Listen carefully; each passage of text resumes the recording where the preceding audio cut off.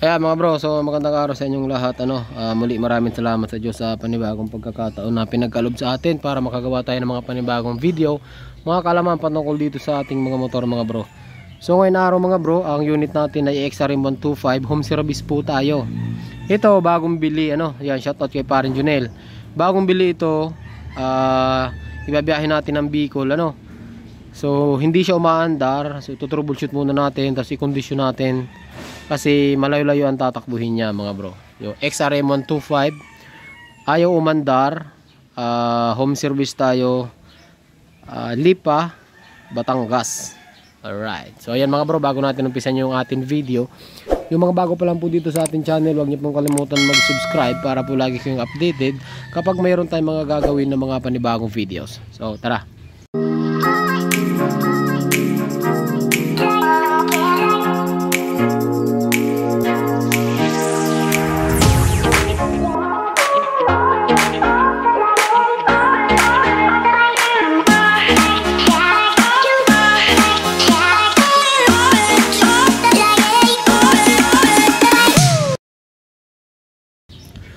Ayan mga bro, so pakita ko muna sa inyo yung unit mga bro. Ayan ayan, may plaka pa, complete papers daw to. Halatang na-stock talaga ito mga bro, napa-stock, halata naman sa kadena. So kapag ka ayaw mandar mga bro ang isang motor, lalo na sa dekarburador, ulitin mga bro, tatlong bagay lang i-check natin dyan. Unang-una dyan yung ating compression, yung ating kuryente, at saka yung ating gasolina.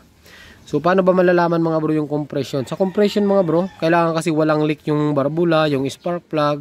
Dito sa pagitan ng head at block, kailangan hindi siya maluwag para yung compression natin ay intact mga bro. Kasi pagka loss compression, possible na hindi umandar ang motor. So paano ba malalaman kung okay pa ang compression? So madali lang mga bro, i-kick nyo lang to. Kailangan meron kayong kailangan mga bro matigas yan, lumalaban. Kasi nga habang tumataas yung compression, tumatigas yung kicker natin, di ba? Ayan i-kick nyo lang yan. Ayan, kagaya niyan mga bro, malambot. Ayan malambot siya. Ayan. So hindi ako gumagamit ng lakas. Ayan, tingnan nyo. Ayan So halos mga bro, hindi ako gumagamit ng lakas. Ibig sabihin yan, loose compression talaga yan. Ayan. So ang gagawin natin dito mga bro, top overhaul. Tapos sa gasolina naman, siyempre ang mga salarin dyan, yung carburetor, yung tangke, yung fuel hose, kailangan okay yun. Tapos sa kuryente naman, yun lang. Nandyan yung CDI, ignition coil, pulser, spark plug, yun yung mga i-check natin. Check natin mga bro kung may kuryente. Yan, i-on nyo lang.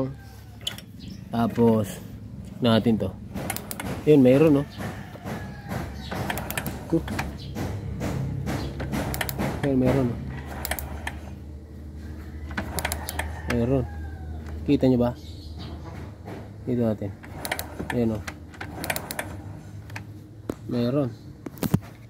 So gagawin natin dyan mga bro, bunutin muna natin. May mga lawak kanya kilangis. So ayan. So tanggalin muna natin mga bro yung tambutso, tapos itong dosi dito, pati yung carburetor, linisan natin yan Okay, so try muna natin yan. Update yun na lang kayo mamaya. Ayan mga bro, so update muna tayo dito. Bali kinalas na natin yung airbox, tapos yung fairings dito sa may unahan. So kinalas na natin yung carb mga bro. Ayan kung makikita nyo. So namumuo-muo. So panigurado yung loob nito mga bro. Parang stock na stock din So malalaman natin yan mga bro. So ang gawin natin dito, tanggalin natin yung pipe, tapos itong 12mm dito mga bro, para mahugot natin yung head. Okay, so mamaya mga bro, update ko kayo. Pinabili ko lang yung may-ari ng overhauling gasket. Yan. So tanggalin ko muna yung ibang kailangan tanggalin mga bro, para makita natin yung loob. Bakit siya nag-loss compression? Panigurado yan, barbula mga bro. Sana lang konti lang yung tama para hindi na gumastos ng malaki-laki. Okay? So update ko kayo mamaya mga bro, kapag wala kasi tayong tagahawak ng camera mga bro, kaya pasensyahan nyo na kung putol-putol po yung video natin ngayon.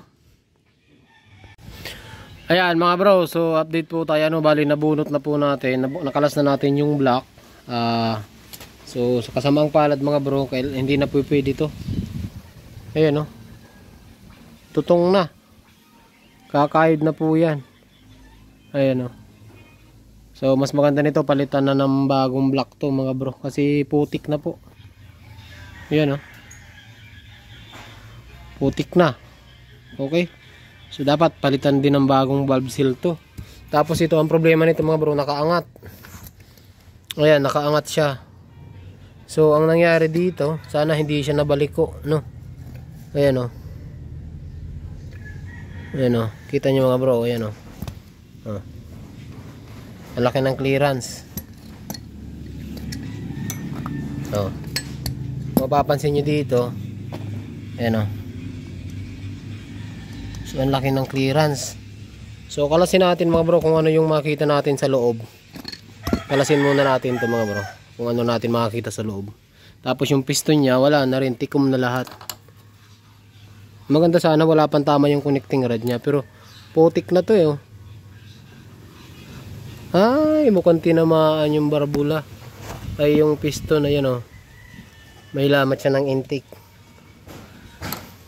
Ayan, so kalasin natin yung piston, tapos kalasin natin yung head nito para malaman natin mga bro kung ano yung tama, ano. Ayan, doon sa mayari ng motor na ito mga bro, gastos to. Ayan mga bro, so update ulit tayo, ano. So ang hatol natin dito mga bro, kasi baliko yung mga barbula nito. Ayan, baliko yung intake tsaka exhaust. Ayan, so kalawang na.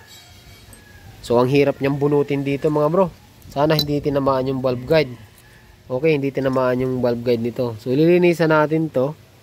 Ayan, oh. Linisan natin yan, papalitan natin ng bagong valve seal po ito. Tapos panibagong piston.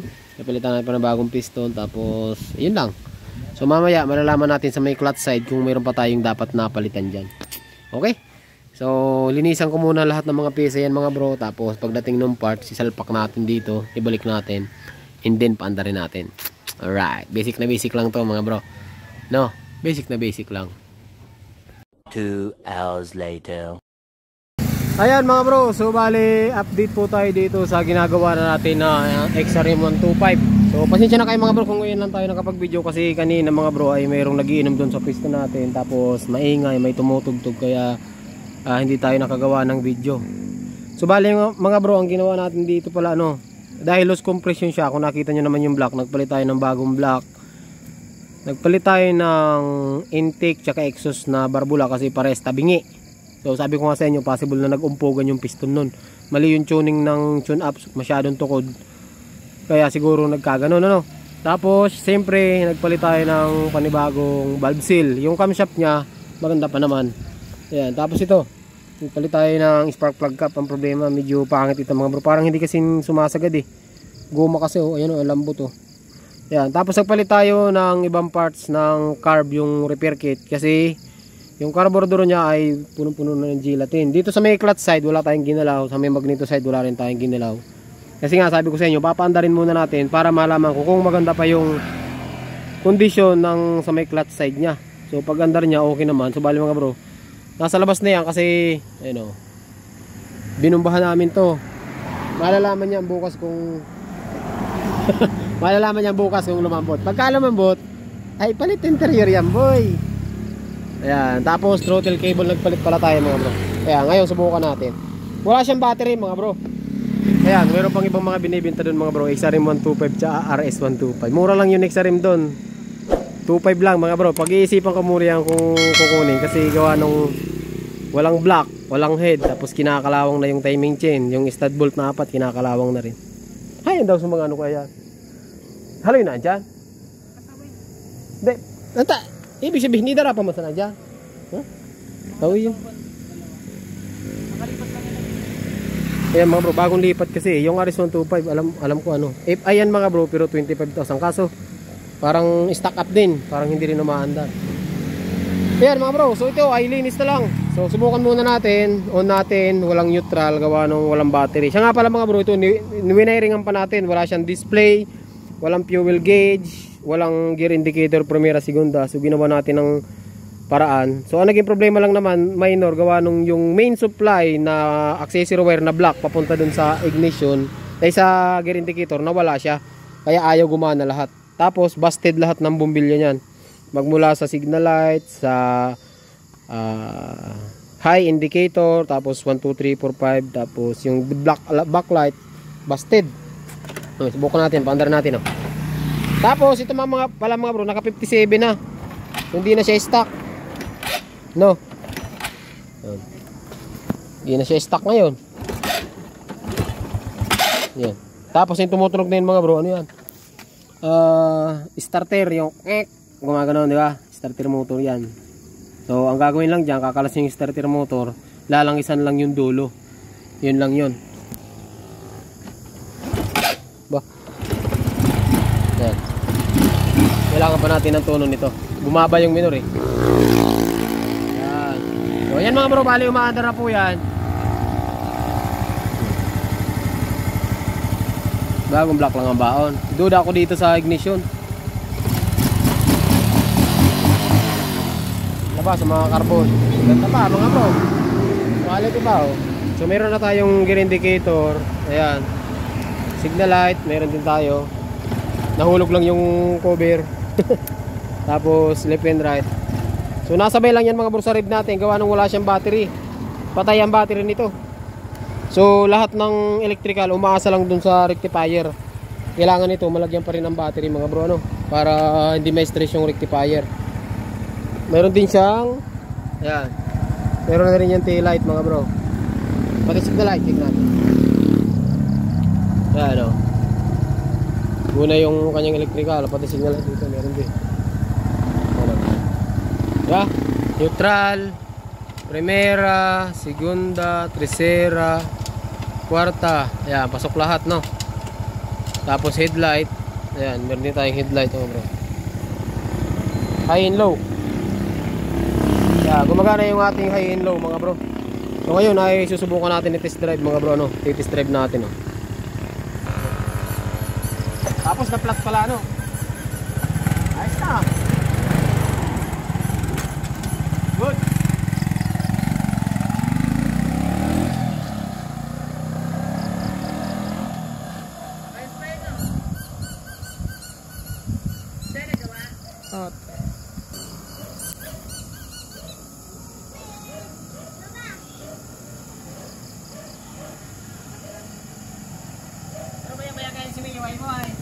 Siguro. Testing ah. Pwede pa. Test drive, test drive. Yan mga bro, subukan naman natin kasi siya ang dadala ng pabikol eh.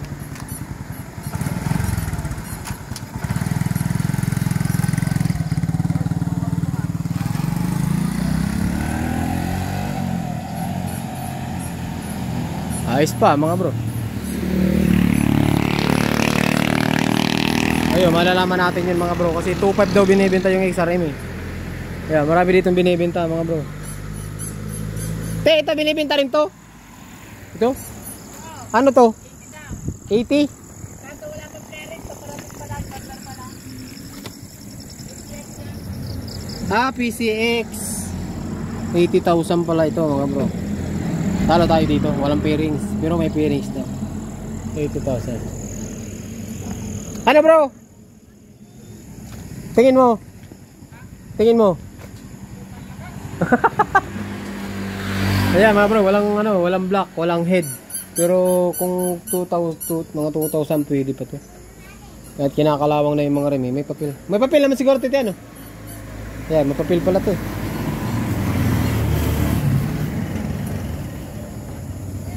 Ito maganda. Yung isa. Makasog pa no?